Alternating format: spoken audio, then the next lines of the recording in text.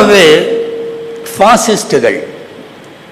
பாசிஸ்டுகள் மக்கள் மீது இருக்கிற கொடுங்கோளர்கள் எப்பவுமே முட்டா பயலா தான் இருப்பான். இங்கேயும் அப்படிதான்.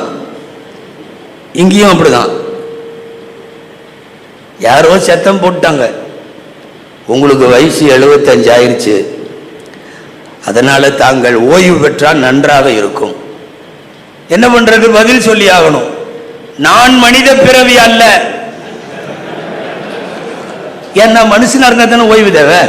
நீ 75 வயசுன்னு என்னை வீட்டுக்கு அனுப்பலான்னு பாக்குறியா? நான் மனிதன் அல்ல, நான் கடவுளின் பிறவி. நல்லா தெரிஞ்சுங்க. இந்த கடவுள் எவன்லாம் சொன்னானோ அவன்லாம் முட்டா பையன். இதுக்கு முன்னாடி குர்ஆன்ல பாத்தீங்கன்னா 2 பேர் தான் அதை சொல்லியிருக்காங்க. ஒன்னு ஃபிரௌன்னு ஒருத்தன், இன்னொருத்தன் நம்ரூதுன்னு ஒருத்தன். 2 பேருமே வடிகட்டுன முட்டாள். வடிகட்டிய முட்டாள்களின் கடைசி புகலிடம் என்ன தெரியுமா? நான் கடவுள், நான் கடவுளின் அவதாரம், நான் கடவுளின் பிறவி, நான் மனித பிறவி இல்லைங்கிற வாசகம் ஏன் தெரியுமா வருது? உள்ள இருந்தே கிளம்பிட்டானுங்க. 75 வயசு ஆச்சு, you can go, you back அப்படின்னு சொல்லி பின்னாடி போன்ற மாதிரி சொன்ன உடனே தான் அவதாரம் எடுத்திருக்கிறார். நான் இதுவரைக்கும் யாரு பேரையும் சொல்லல, ஆனா நீங்க புரிஞ்சுக்கிறீங்க.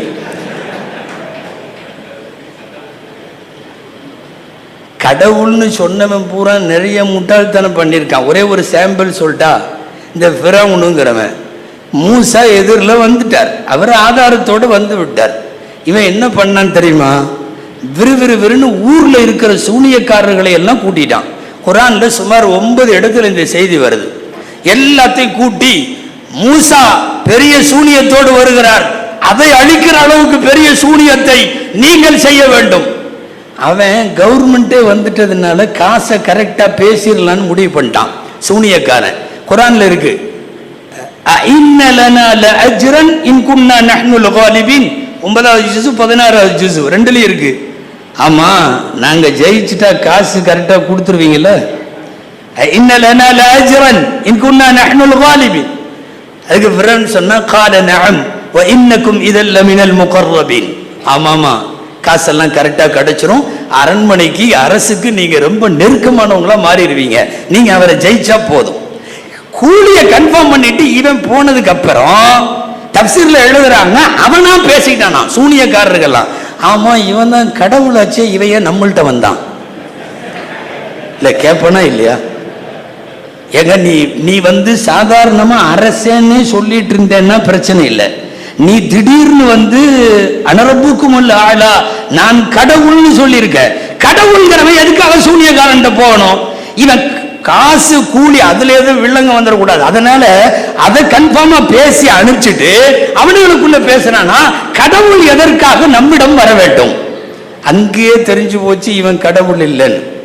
இப்ப கடவுள்கள் என்று சொல்லிக் கொள்பவர்கள் பெரும்பாலும் கடந்த காலங்களில் முட்டாள்களாகவே இருந்திருக்கிறார்கள்.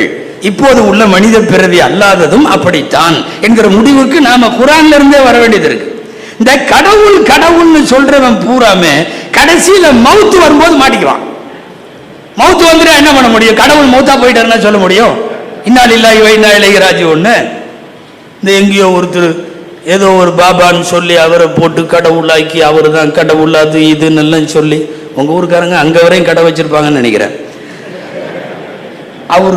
அவரு பாபா பாபான்னு கடைசியில் பார்த்தா பாபா பிரச்சனை உடம்பு பூரா அட்மிட் பண்ணிட்டானுங்க. ஆஸ்பத்திரிக்கு முன்னாடி பார்த்தா பயங்கரமான கூட்டம், பூரா பக்தர்கள் காப்பாத்து காப்பாத்து அப்படின்னா. யாருடா காப்பாத்து? கடவுளை காப்பாத்து அப்படின்னா. ஏண்டா கடவுள் தாண்டா எல்லாத்தையும் காப்பாத்தரும். ஊர் உலகத்தில் உள்ளவங்களை எல்லாம் அவரு தான் காப்பாத்து. இப்ப பார்த்தா கடவுளுக்கு ட்ரிப் இறங்குது, கடவுளுக்கு டயாலிசிஸ் நடக்குது, எல்லாம் நடக்குதுங்க கர்நாடகாவில். மனிதர்கள் யார் கடவுளின் அவதாரம் என்று சொல்லுகிறார்களோ, யார் தன்னை கடவுளின் பிறவி என்று கருதுகிறானோ, மனித பிறவி அல்ல என்று சொல்லுகிறானோ, இவனெல்லாம் மாட்டிக்கிறது எங்க தெரியுமா? மவுத்து வரும்போது மாட்டிக்குவான். அல்லாஹ் அப்படி சீக்கிரம் கொடுத்தாலும் பரவாயில்ல. இதுக்கும் ஆமீன் சொல்றீங்க. அன்பிற்குரியவர்களே, இது போன்ற தான் மனித பிறவி அல்ல என்று சொல்லி செய்த எல்லா விதமான கயமைத்தனங்களையும் புனிதப்படுத்துவதற்கான ஒரு வார்த்தை. நான் சொன்னது ஃபிரௌனுடைய ஒரு முட்டாள்தனம். நீங்க குர்ஆன்ல வழி நெடுக ஃபிரௌனை வாசிச்சு பாருங்க. அவன் ஆட்சியாளன், அதே சமயத்தில் தன்னை மனித பிறவி அல்ல என்று சொன்னவன். வழியில் அவன் செஞ்ச எல்லாமே முட்டாள்தனம், எல்லாமே முட்டாள்தனம். ஏங்க, ஒரு குழந்தை நாட்டில் பிறக்க போகுது, அந்த குழந்தைனால நம்ம கவர்மெண்ட் போயிடும் அப்படின்னு கனவு பார்த்தான். என்ன செய்யணும்? செக்யூரிட்டியை போட்டு உளவுத்துறை அனுப்பிச்சு என்ன ஏதுன்னு பார்த்து பிடிக்க வேண்டியதானே. முட்டாள்தனமான முடிவு என்ன தெரியுமா? நாட்டில் பிறக்கிற எல்லா குழந்தைகளையும் கொன்றுங்கட்டான்.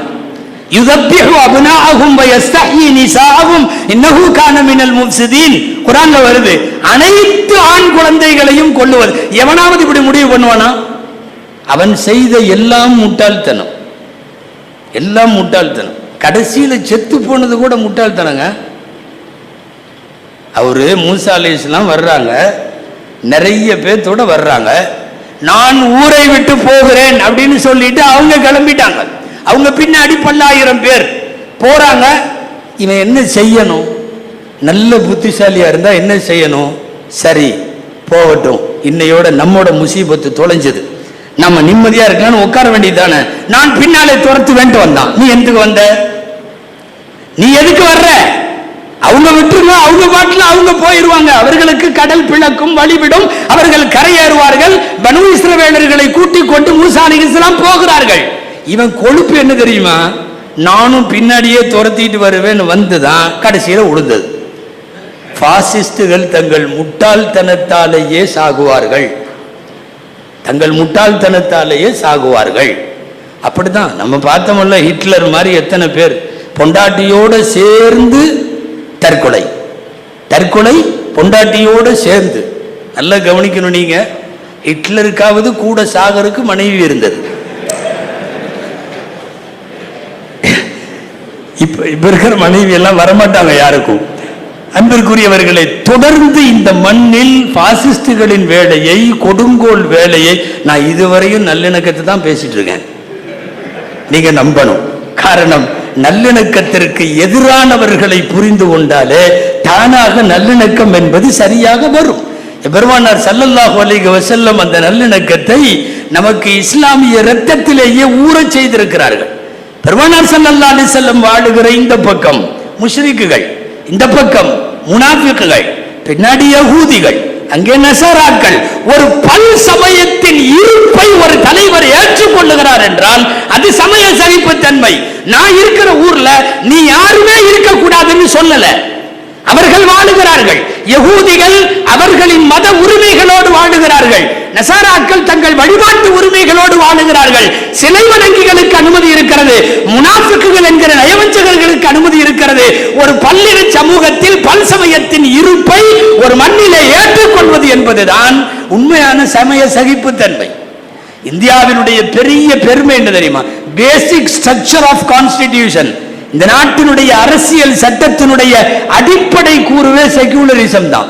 பதவி ஏற்கிற எல்லாரும், முன்னால் எம்பி இருக்கிறார்கள் தெரியும், எம்பிகளாக இருந்தாலும் அமைச்சர்களாக இருந்தாலும் பிரதமர், ஜனாதிபதி உட்பட அத்தனை பேரும் இந்தியாவினுடைய செக்யூலரிசத்தை பாதுகாப்பதை, செக்யூலரிசத்தை அவர்கள் கட்டி காப்பதை உறுதி செய்வதைத்தான் அவர்கள் எல்லாம் எடுத்துக் கொள்கிறார்கள்.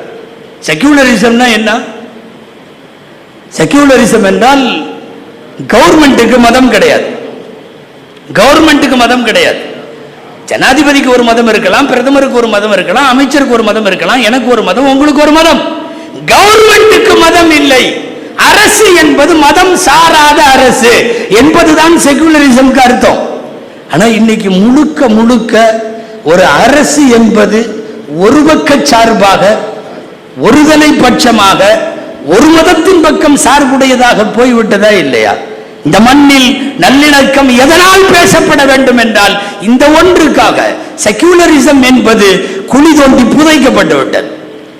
அந்த செக்யூலரிசம், பெருமானார் ஸல்லல்லாஹு அலைஹி வஸல்லம் சொல்லுவார்கள், ஒரு மதம் பிடிக்கலங்கிறதுக்காக அவன் செஞ்ச நீதத்தை கூட அனுமதிக்காம இருக்கிறதும், அநீதத்தை கண்டிக்காம இருக்கிறதும் இதுவெல்லாம் தவறல்லவா? குர்ஆனுடைய ஒரு ஆயத்து உங்களுக்கு நான் நினைவுபடுத்தியாக வேண்டும். வலா யஜ்ரிமன்னக்கும் ஷனஆனு கௌமின் அலா அல்லா தஅதிலு. ஒரு கூட்டத்தார் மீது உங்களுக்கு விரோதம் இருக்குதுன்னு வைங்களேன், அந்த விரோதம் அவரை எனக்கு பிடிக்கல, ஆனா அதுக்காக நீ வழங்குகிற தீர்ப்புகளில் அவர்களுக்கு நீதம் இல்லாம நீ நடக்க கூடாது. அப்படிதான் என்ன அர்த்தம்? எதிரியாக இருந்தாலும் ஒரு மண்ணில், ஒரு அரசில், ஒரு சமூக கட்டமைப்பில் பிடிக்கவில்லை என்றாலும் அவனோடு நீதத்தோடு நடக்க வேண்டும். ஆனால் இந்த நாட்டில் ஒருதலை பட்சம் தொடர்ந்து முஸ்லிம்கள், கிறிஸ்தவர்கள், சிறுபான்மை சமூகத்தவர்கள் பாதிக்கிறார்கள். கேட்ட எதேதோ சொல்லுகிறார்கள், வந்தேரிகள், அது இது தடித்த வார்த்தைகள் எல்லாம் பயன்படுத்தப்படுகிறது. மதங்கள்ல இந்தியாவில் 8 சமயத்துக்கு பர்த் பிளேஸ் இந்தியா. 8 சமயம் இந்தியாவில் தான் பிறந்துச்சு. சரி, இஸ்லாம் இங்கு பிறக்கவில்லை, வெளியிலிருந்து வந்தது. இஸ்லாத்தினுடைய தோற்றுவாய் மக்காவும் மதீனாவும். கிறிஸ்தவம் பிறந்த இடம் எது தெரியுமா? பலஸ்தீன், பைத்துல்லஹம். இயேசு பிறந்த இடம் அங்கு இருக்கிறது அல்லவா? பலஸ்தீன் தான் அசல்ல கிறிஸ்தவ சமுதாயம் பிறந்த இடம். இப்ப என்ன தெரியுமா? பலஸ்தீன்ல கிறிஸ்தவர்களை காணும், ஆனா உலகம் முழுக்க வியாபித்திருக்கிறார்கள். மக்காவில தோன்றிய இஸ்லாத்தினுடைய வடிவந்த முஸ்லிம்கள் உலகம் முழுக்க வியாபித்திருக்கிறார்கள். சில இடங்கள்ல சில மதங்கள் தோன்றும், அந்த மதத்துக்காரங்க அங்க இருக்க மாட்டாங்க. உதாரணமா புத்த மதம் தோன்றியது இந்தியாவில். இந்தியாவில் புத்தர்களை காணும். இலங்கை முழுக்க அவர்கள், இந்தோனேஷியா முழுக்க அவர்கள், அந்த தெற்காசியாவினுடைய அந்த சுமத்ரா நதி போகிற இடம் அத்தனையும் புத்த மதம். அப்படியே கம்போடியா, அது இதுன்னு எங்க வேணாலும் போங்க, எல்லா இடத்திலும் பரவி விரவி கிடக்கிறது புத்த மதம். இலங்கையில அது அரசனுடைய மதமாக ஏற்றுக்கொள்ளப்பட்டது. புத்த மதம் தோன்றினது எங்க? இந்தியாவில் இல்லை.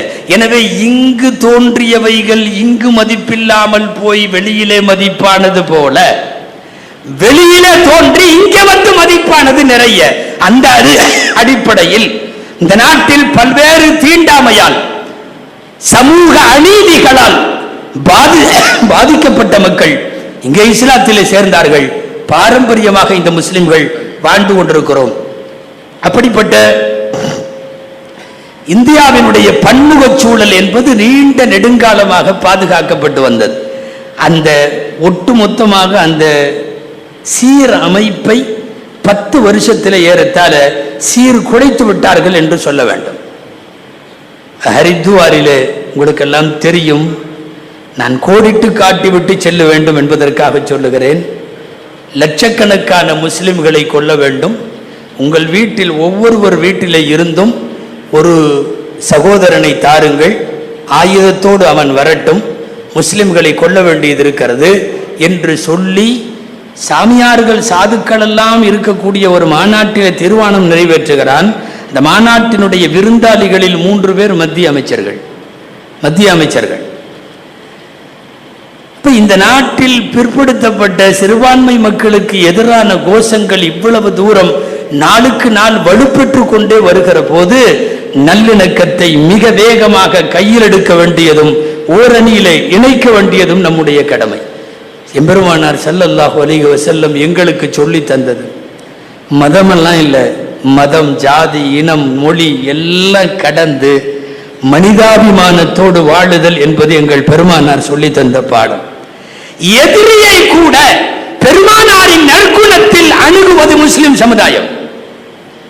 அவன் எவ்வளவு பெரிய துரோகியா இருந்திருப்பான். எத்தனை பேர் மக்காவிலே பெருமானாரை சந்தித்தவர்கள் அப்படியே கை கொடுத்து புன்னகை வாயில வர்றதுக்கு அது எவ்வளவு பெரிய இரும்பு இதயமாக இருக்க வேண்டும், எவ்வளவு பெரிய சகிப்புத்தன்மையாக இருக்க வேண்டும். ஆரம்ப கட்டம். நான் இதை சொல்லி நிறைவுக்கு வருகிறேன். பெருமானார் ஸல்லல்லாஹு அலைஹி வஸல்லம் சந்திக்க ஒருத்தர் வர்றார். காஃபிர்களுடைய பெரிய தலைவர், விஐபி. அவருக்கு வாயில் இப்னு ஹுஜர்னு பேர். ஹதீஸ்ல எல்லாம் வரும், சஹீஹுல் புகாரில எல்லாம் வாயில் அப்படின்னு வரும். வாயில் இப்னு ஹுஜர் பார்க்க வர்றார். அதாவது வரட்டு ஜாதி வெறி, ஆதிக்க வெறி பிடித்தவர். இந்த வர்ணபேதங்களை அடிப்படையாக கொண்ட பிடிவாதக்காரன்னு வைங்களேன். ரசூலுல்லாஹ் உட்கார்ந்து இருக்கிறார்கள். பக்கத்தில் உட்கார்ந்து இருப்பது முஆவியா ரலியல்லாஹு அன்ஹு.